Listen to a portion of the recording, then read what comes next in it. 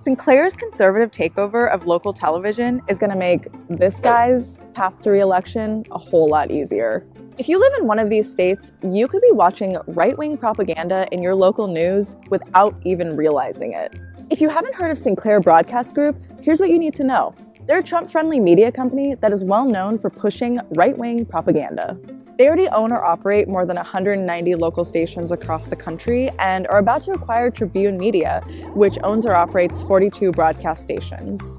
Trump's FCC has paused its review of the merger to help Sinclair get things in order so the deal can be approved. And this guy, Trump-appointed FCC Chairman Ajit Pai, is doing everything he can to keep the public in the dark about this deal in order to help Sinclair successfully acquire these stations and expand their reach.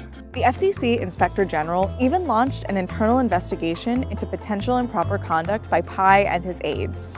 This conservative takeover of local television is something that everyone should know about and should be extremely concerned about. Local news saves lives during weather disasters, mass shootings, and public health crises. And it's trusted much more than national news outlets.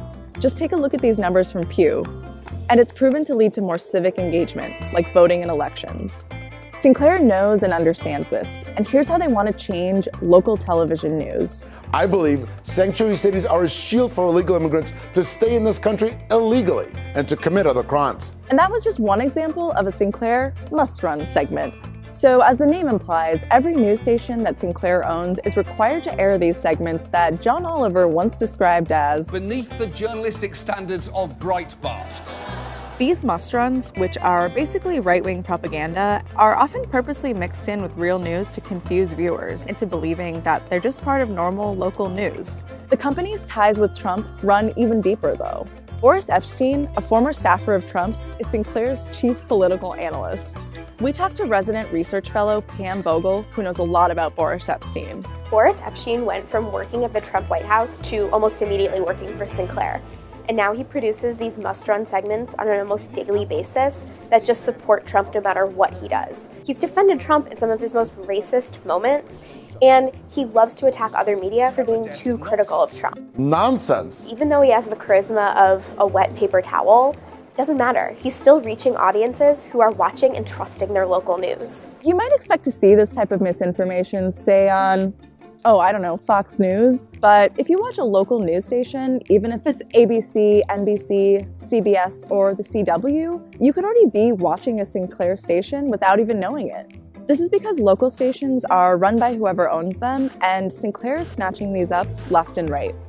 Also, Sinclair is forcing local news anchors to read from a script that condemns irresponsible, one-sided news stories. Irresponsible, one-sided news stories. Irresponsible, one-sided news stories. Irresponsible, one-sided news stories plaguing our country. Sinclair has been trying to influence political outcomes for years now.